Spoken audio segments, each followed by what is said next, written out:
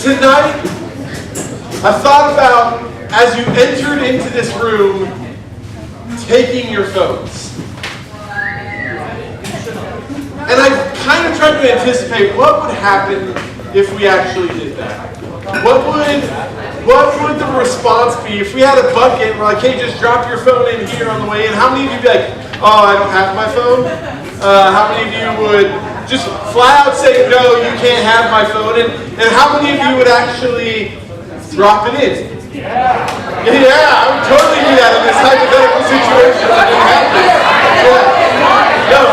So, but here's the thing. There are some of you who have a genuine fear of not having your phone on you. Like, this is becoming more and more of a thing where when you don't have your phone, you literally begin to get stressed out. Hey, Charlie, can we turn on the house lights so I can, see people? That would be swell. There you all are. Hello. Good evening. So, there's actually a name for this. It's called nomophobia. It's actually a thing that is becoming more and more prevalent in our culture of people not having their phones and being scared of that reality. Of scared of not having their phone. And it's kind of like, you may hear that and go, that's ridiculous. Like, people just need to relax. This is not that important. But some of you go, I totally have that. I totally have the thing where I just get stressed, like I go, oh no, like it's not where it's supposed to be, and you get stressed. You see, we have been working all summer towards this idea of how much influence does technology have in our life? How much room and space have we given over to technology? How much of it controls our hearts and our minds and just the normal things that we do day in and day out? How it affects our relationships, how it affects our purity, how it affects all of these different areas of our life. And it's for us, for you guys who've grown up just in a society, in a culture where it's just always been there. It's almost that analogy of the frog in the pot, right? It's you have lived. If you throw a frog into a boiling thing of water, it's just going to jump out. But if you put a frog in water and then you slowly turn the heat up, it will just get comfortable and it will cook in the water. This is. So that analogy didn't work. But hey, you're old. But I know I'm old. I'm trying to bring you into. We'll talk about it later. But here's the thing. For some of us, it's just we've grown up in this culture. We don't even think about it. It's just what we've always known, and we've never really evaluated. Is this okay? Is this the way things should be, especially if I'm a follower of Jesus? Tonight, I want us that we're closing out this series tonight, as we kind of move back into routine and normalcy for a lot of you. We're going to talk tonight about how has this impacted our ability to rest? How has being so immersed in technology and always having a phone in front of our face or always having a screen in front of our face, how has this impacted our ability to rest? And you go, well, I sleep fine, thank you. But, do you? And not even that, does your soul have moments to rest? That's going to be what we're looking at tonight. You see, we're going to be talking a little bit about a cyber Sabbath. A time for us to get away, to unplug from technology. Not because technology is in and of itself bad, but because we want to try and be as aware as possible about what the things that we encounter day in and day out do to our hearts and to our minds. And so we're gonna talk about that a little bit tonight, because you see, when we're always on our phones, I don't think we understand how that impacts our minds. How that impacts just the way that our mind is always going. It always has information. It's always just going. And how much does a phone or technology play a role in that? I want us to look tonight at first. We're going to look at a bunch of different verses, but the first one I want us to look at is 1 Corinthians chapter 6. You see, because what the Bible speaks to over and over again is this idea of rest. This idea of having space carved out to rest, and not just rest from work, but rest for our souls. And I think some of us have the same way of thinking about this stuff as the people in Corinth did, that Paul is writing to in 1 Corinthians chapter 6. So if you have your Bibles, I want you to look at this. He's talking in this section about a different topic, but I think the underlying principle remains true for us in this. He's quoting a popular saying in the culture at this time. He says, I have the right to do anything, you say, but not everything is beneficial. I have the right to do anything, but I will not be mastered by anything. You see, again, there's nothing inherently wrong about technology. Technology, for the most part, is amoral, meaning it's not good, it's not bad, it's just there. What makes it good or bad is what we bring to it, what we do with it.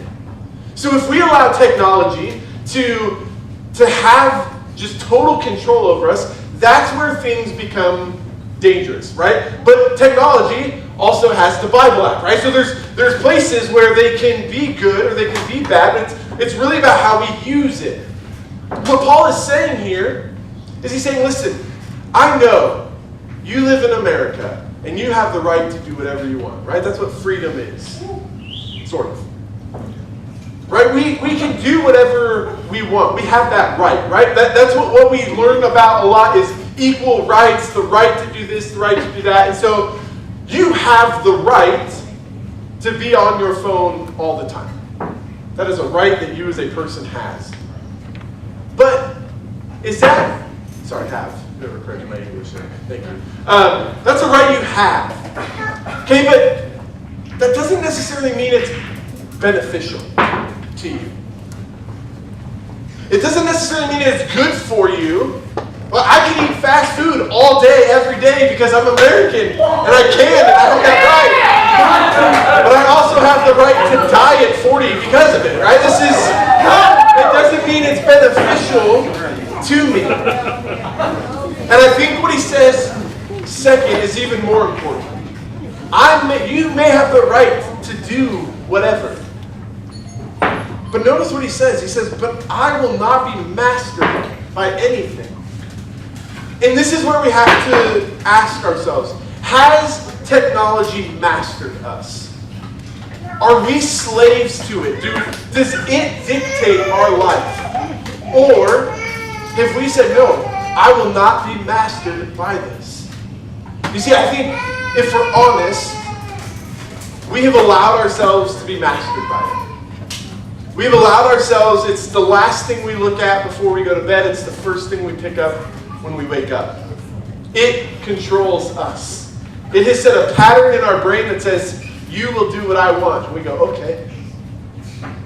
And so when I'm standing in line at the grocery store and the reflex is to pull out my phone, it's mastered me.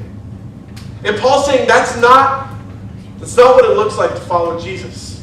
We don't let things master us. Whether it's sin or whether it's something amoral like technology or money. We do not let it master us. I want us to look at another verse. It's in the book of Hebrews, chapter 4. So if you have your Bibles, flip over to Hebrews chapter 4. Some of you are on your phone, you're right, like, I don't know what to do. Hebrews 4. There's this whole section in here about Sabbath rest and what does this mean for the people.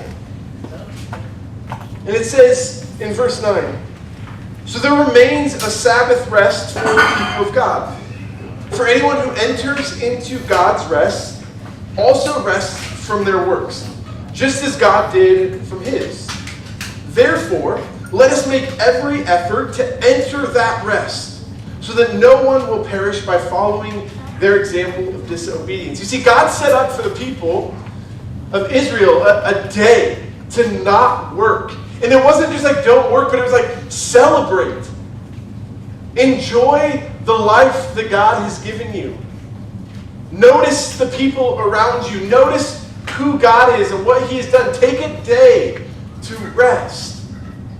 That there's something built into the way God made the world that is almost a necessity for rest.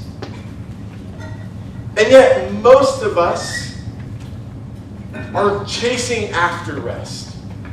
Like, if we're honest, maybe it's not even about sleep, but it's our soul doesn't have rest. That we're always looking for something to find rest in. We're always looking for something to bring that peace, that shalom, that this is the way things are supposed to be. And so the writers of Hebrew is saying, guys, that's still there. That's still built in. There's still a rest that God is inviting us to enter into. Jesus even says it more clearly in Matthew chapter 11.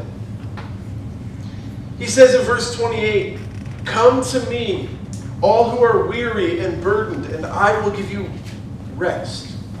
Take my yoke upon you and learn from me, for I am gentle and humble in heart, and you will find rest for your souls.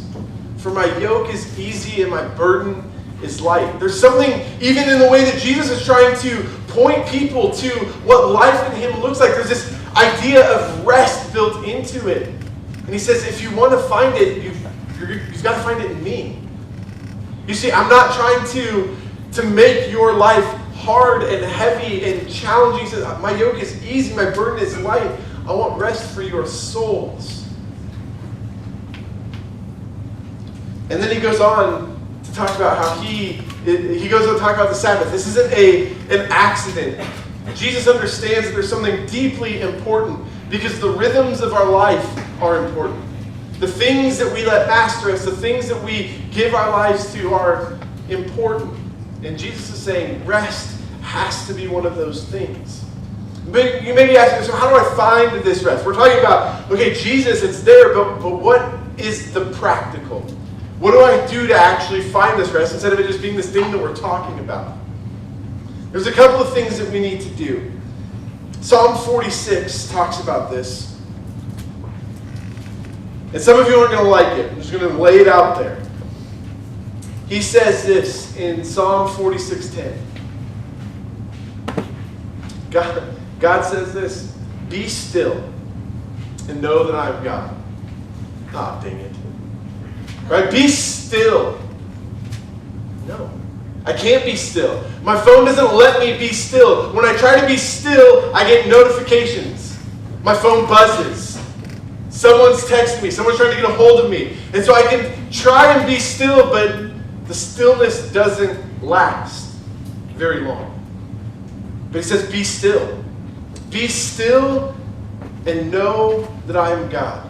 Rest in the fact that I am God. And we go, I don't necessarily like that very much. But you see, David is onto something. In Psalm 132, he says this. Make sure. Psalm 131. Verse 2. He says, "But I have calmed and quieted myself." You see, David understands that this is a choice. I have a choice whether or not I'm going to allow myself to be still. I have a choice whether or not I am going to calm and quiet myself. And some of us don't think that that's actually true, that we don't have a choice in the matter. That because of the culture we live in, I need to always be connected. Adults struggle with this in a lot of, I struggle with this in like email. Anytime I get an email, I just have to read it. As if it's important in that moment right then. It's not. It's a choice. It's a choice to always be connected. It is a choice to have push notifications. It is a choice to always check your phone when it buzzes. Those are choices. And David is saying, I have made the choice to quiet myself. I've made the choice to be still. And this isn't easy. This isn't one of those guys, come on, this is super easy, let's just do it. It's not, because we've been trained and we've created these neurological pathways where we are like Dwight in the office. And he hears the noise and he just sticks out his hand. And he's like, Jim's like, what are you doing? Like, Jim has conditioned him and trained him to think that anytime his computer makes that noise, he gets a mint. And we're the same way. We're conditioned that anytime my phone buzzes, anytime it rings, anytime it does that, I pick it up. That's a condition. And it's a choice that we do. We've been trained. And so there's some things that I want us to look at. How do we do this? How do we find rest? The first thing that I want you to consider is to every day, take 5 minutes to do nothing but listen to God. To do nothing but listen. Now here's what's going to happen the first time. You're going to be like, I'm going to do this. And you won't. Like, that's just going to be the first thing. You won't. You will try, but the reality of the way things work will set in and you will not. You'll be like, shoot, I screwed up. That's okay. Okay, this is a discipline, right? We talk about this a lot when we talk about anything related to spiritual disciplines. This isn't a instant overnight fix. In the same way that you're not going to be like, I'm going to run a marathon and do that tomorrow. Right? We understand this. It makes sense. We understand the concept, but we're super hard on ourselves when it comes to these spiritual disciplines. Your heart can say tonight, I want to find rest in Jesus. And so I'm going to begin to make practices in my life, to set aside time in my life to just listen to God. 5 minutes to listen. And you begin to make that a habit. That's how it starts. It's just even creating the time for it. You see, I think God wants to speak to us.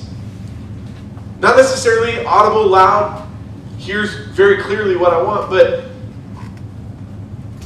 just in the subtle quiet of our lives. But we don't have subtle quiet in our lives.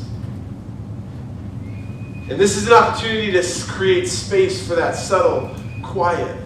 How could we find rest for our souls if we just were quiet enough to listen for it? So we're going to be really awkward. I want you to just take a couple minutes to be quiet, to listen. And it's going to be super awkward because it's going to be quiet. There's no keyboard. It's just going to be quiet. But it's an opportunity for you to put your phone away and be like, I'm just going to listen for a couple minutes. Embrace the awkwardness of it.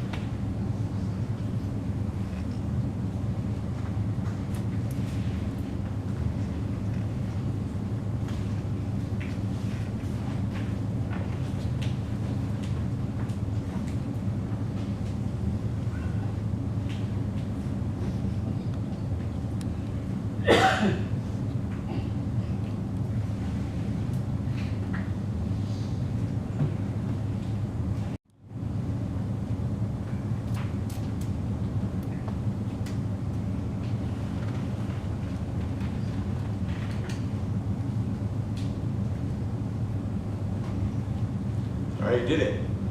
You survived the 2 minutes of awkward. Good job. See, like, this is a baby step. You can do it. Good job. Okay. But here's the thing. You are not going to, this isn't going to be a very effective pursuit if you don't have a plan. Right? You don't just like randomly become good at this stuff. Like, oh, it just happened. You see, these spiritual disciplines are called disciplines for that reason. It's about practicing. It's about having a plan of here's what I'm going to do. Here's how I'm going to handle this. And this plan has some offensive strategies and some defensive strategies that you use. Okay, so I'm just going to lay some of these things out. Defensive strategies. Here you go. How do you defend yourself against not being able to disconnect, to unplug? Try and not use your phone at meals.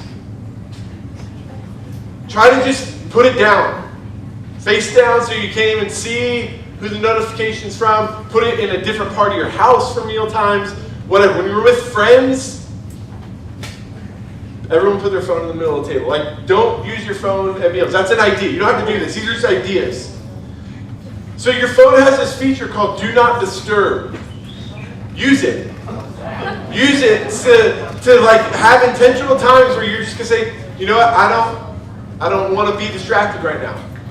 Use Do Not Disturb. Set bedtimes for your phone. Right? That sounds weird, but like you can do that. Right? Just Do Not Disturb works for a certain amount of time, but you can say, you know what, 9 o'clock, I'm not going to look at my phone from 9 until whatever time you decide in the morning.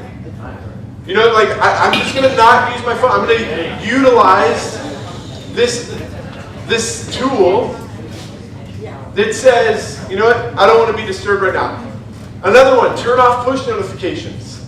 You know, like carve out time where you're going to say, you know what, I'm going to use my phone during this time. And I'll check all the stuff during that time. I don't need to know when someone liked my photo. I don't need to know when someone, you know, whatever that might be for you. Turn off push notifications as a way to just disconnect. To say, I'm not going to be mastered by my phone. Put social media fasts into your calendar. For a day, for a week, for a month, whatever that looks like for you, where you say, you know, I'm going to learn to live without this. I'm not going to let it master me. I'm going to control when I look, not the other way around. Okay, those are some defensive strategies. Some offensive strategies could be, you know, if the first thing you do, if the habit that you've built in is that when you wake up, you check your phone, do something productive with that. Find a Bible reading plan in the app and just spend time on your phone reading the Bible if you have to. That's something you can do to, if that's just going to be who you are, at least redeem that time. And say, this is going to be the first thing I do when I wake up. Like we just did, commit 5 minutes to just being quiet in solitude every day. Find more ways to work worship into your life. And whatever that looks like for you. Maybe it's listening to worship music. Maybe it's choosing to intentionally think about a particular verse that you think represents worship, and you just want to think about whatever that comes into your mind that day. You're just going to let yourself think about it for a certain amount of time. You're just going to let that verse have some play in your brain. Whatever you need to do to work worship into your life as often as possible, do it. Here's a crazy idea. Go outside every once in a while. And enjoy the world around you. Whether it's with friends or by yourself. Enjoy God. Enjoy His creation. And here's the thing. If you see something awesome and you take a picture, don't post it to social media. Like that can just be a thing for you. That's okay. Everything that goes into your camera roll doesn't have to go out into the interwebs for everyone to see. It can just be moments. I know I say that for Cameron because he's going to take pictures of birds. That's just going to happen. But it can be a way for him to worship and to enjoy God's creation. Right? Those are the types of things that we can do really easy. But I want you to understand that finding rest for your soul is going to require discipline. It just is. It's going to require a change of priorities. Certain things that are really important to you right now may have to become less important in order for you to find rest for your souls. It may require for you to give some things up altogether that just are not important, that are just driving you away from who God is and what he has for you. There's a verse in the book of Jeremiah that God is laying out to his people. It says this in verse 16. This is what the Lord says. Stand at the crossroads and look. Ask for the ancient paths. Ask where the good way is and walk in it. And you will find rest for your souls. You see, you're at a crossroads right now, right? You can no longer claim ignorance when it comes to technology. We've forced you to think about it and the impact that it has in your life. You can no longer say, well, I didn't know. I haven't thought about it, because we've been bringing it to your attention. So you stand at a crossroads right now. And one of the simple things to do is just to ask God, what is the good way? Notice what it talks about. Look for the ancient paths. Hey, maybe people who weren't just totally sucked into technology have a good idea of what it looks like to live a spiritually disciplined life. Maybe I should find out what they did and find ways to work that into my life. That's where like solitude and things like that come into play. That's how people for centuries have connected with God. There might be wisdom in that. And so this Jeremiah is saying, like, stand at the crossroads. Look for the ancient paths. Ask God, what is the good way? But notice how that verse ends. It says, but you said, we will not walk in it. That's the crossroad. That's the crossroad that you stand at tonight, and you say, okay, what am I going to do with this? We've talked for 8 weeks about following Jesus in a selfie-centered world. How am I going to respond to all of it? Which path are you going to take?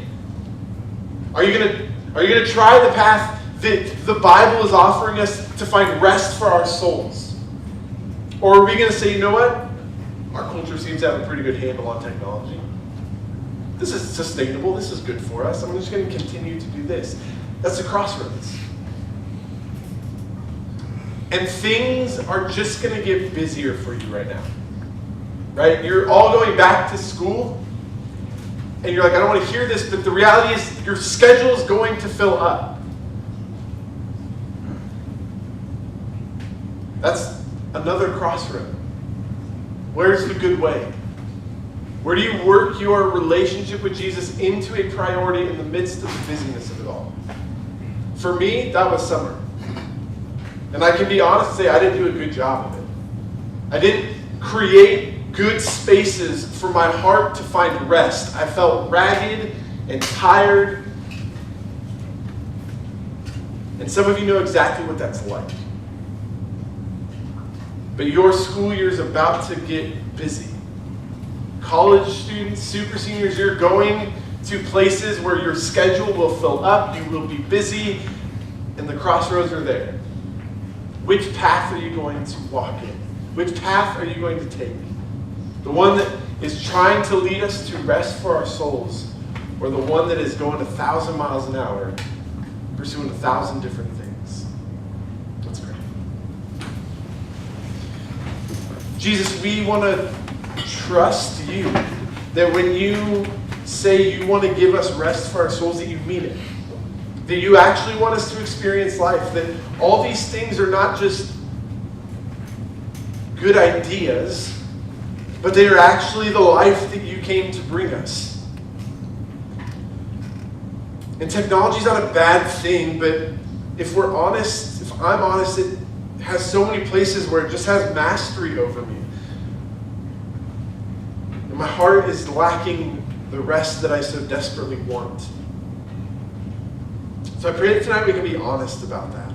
We can be honest about the places where we've just let it do whatever it wants.